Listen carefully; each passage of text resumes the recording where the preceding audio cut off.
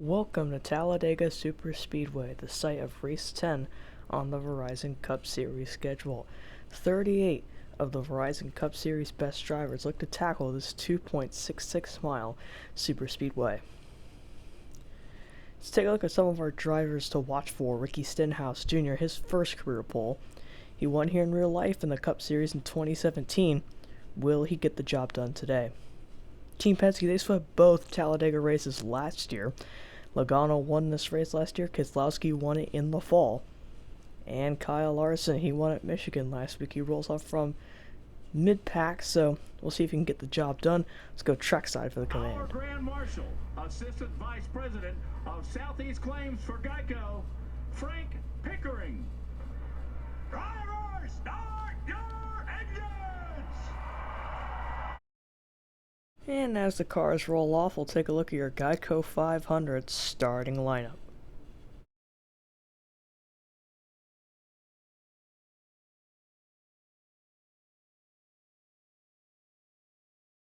In row 1, Ricky Stenhouse Jr. next to Dale Earnhardt Jr.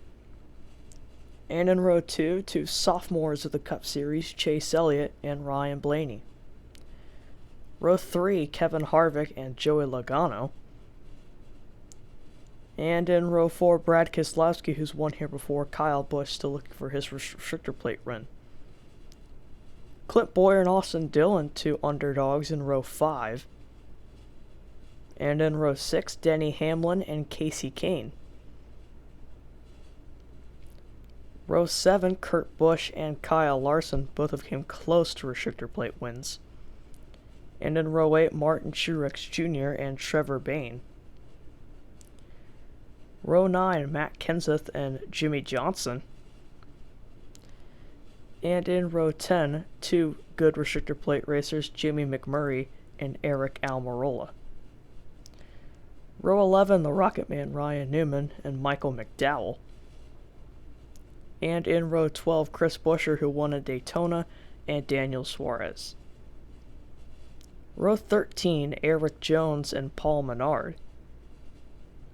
And in row 14, Danica Patrick and David Reagan, who finished 4th in the spring race last year.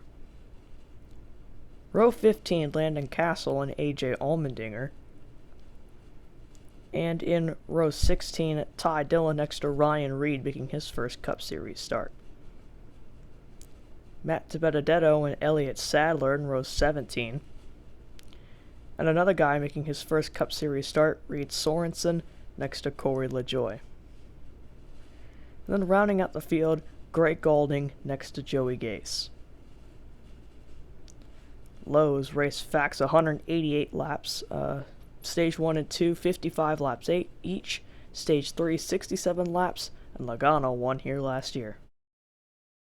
We're racing at NASCAR's biggest track.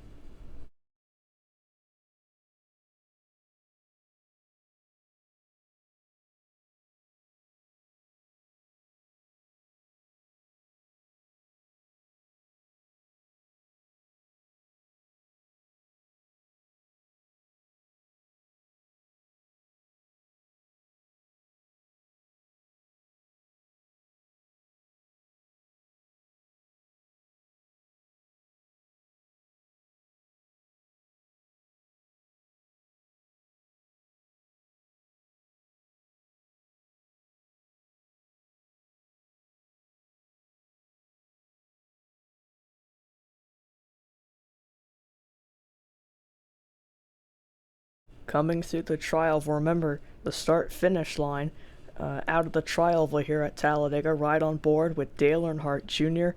and Ricky Stenhouse Jr. will lead lap 1.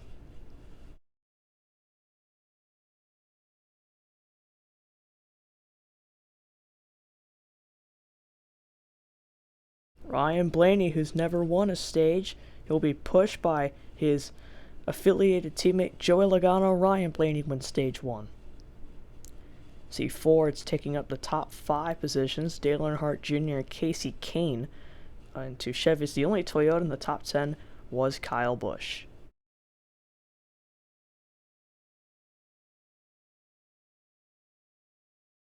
Stenhouse trying to get a run on the outside.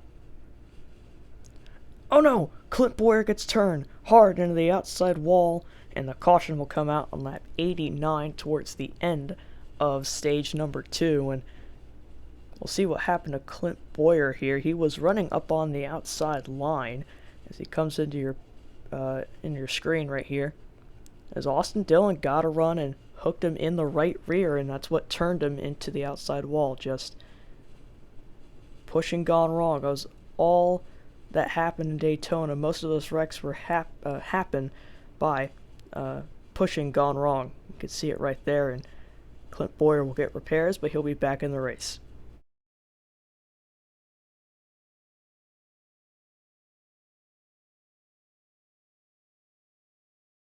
As Logano will come through the tri-oval, Ryan Blaney try to get a run on the bottom.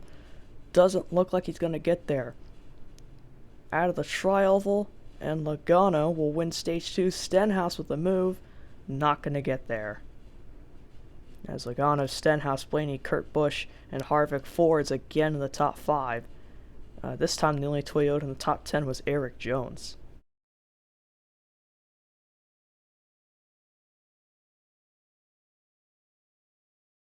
Comes the outside with Blaney. Oh, Casey Kane spins off turn number 2 and hard in the inside wall. And that will bring out the second caution for incident, the 4th of today. Let's take a look. Kane, that green car, and just again, Erik Jones is pushing too hard off turn number 2. These bumpers don't line up. And like I said earlier, in Daytona, that's how most of the wrecks got started. Just pushing too aggressive, or a wrong tap can easily get these cars sideways. But Casey Kane just unable to avoid the inside wall, and he'll be out of today's race.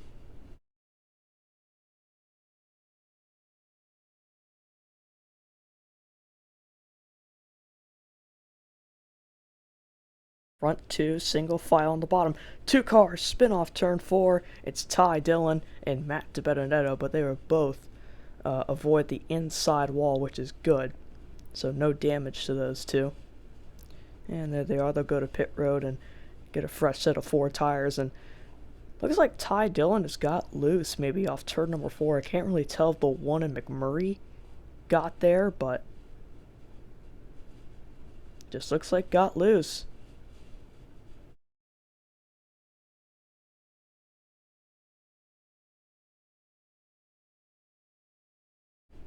Ford's at the front.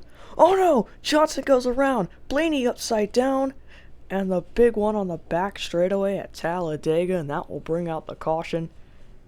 I was wondering when the big one was going to occur, and it happened with 18 to go. And look at the carnage on the back straightaway. It's the definition of Talladega chaos. And so many good cars out of the race. Ryan Blaney won stage 1. He went upside down on the back straightaway. Thank goodness he's okay.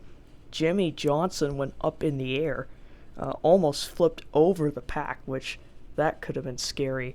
And Joey Logano, who won this race last year and won stage 2 today. A couple of cars got through with damage: Bain, Reed, and Allmendinger. But let's take a look at what happened. By the way, the field's under a red flag. Just Johnson tried to side draft Erik Jones, and they made contact. He got turned, and look at the 48 go up into the air and almost flipped over the 19 and the 88. As everyone just has nowhere to go. Watch the 21 this time. When the 48 gets turned, just the 21 goes upside down, and thank goodness he came back on all 4 tires. And let's take a look at this thing full time, just so that you can experience the insanity of this wreck. 16 cars collected in this wreck. Reed and Allmendinger have gone to the garage with extensive damage. As there's the field, as everything will get cleaned up here in Talladega. We'll see you back for the restart.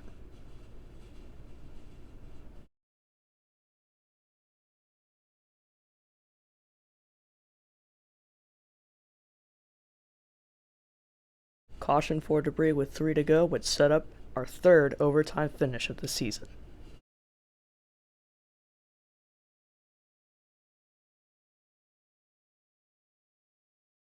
Stenhouse trying to get a push from Larson. Right on board with Chase Elliott, who's pushing Brad Keselowski.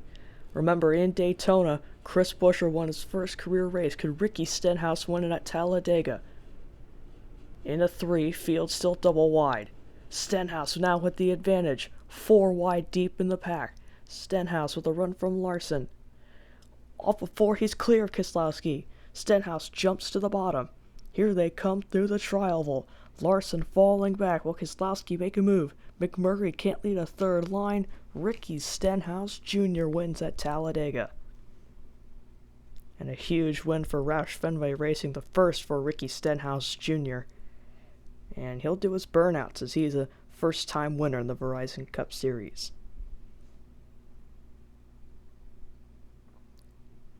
So take a look at the results. Ricky Stenhouse Jr. with a win. Brad Keselowski comes up short at Talladega. He finished second in the spring and then won the playoff race. Good finish for guys like Eric Jones and Paul Menard, who you don't really see up at the front. And then these are just some of the guys who survived some of the wrecks, like David Reagan and Corey LaJoie, and those guys all in the top 20. Then we start to get to the DNF list, such as guys like Harvick, who was having such a great year, finished 30th, Johnson. And then the last page, see the guys like Logano, Austin Dillon, some guys who were up at the front early. And this definitely changes the point standings, as Ricky Stenhouse Jr. is now in the playoffs, but that bumps Casey Kane out of the playoffs and puts Dale Earnhardt Jr. on the bubble going into Kansas next weekend. So those guys will have some catching up to do at a mile and a half before we race for $1 million in Charlotte. And speaking of our next race, it's the KC Masterpiece 400 in Kansas. Hope you enjoyed this presentation of the NASCAR Verizon Cup Series.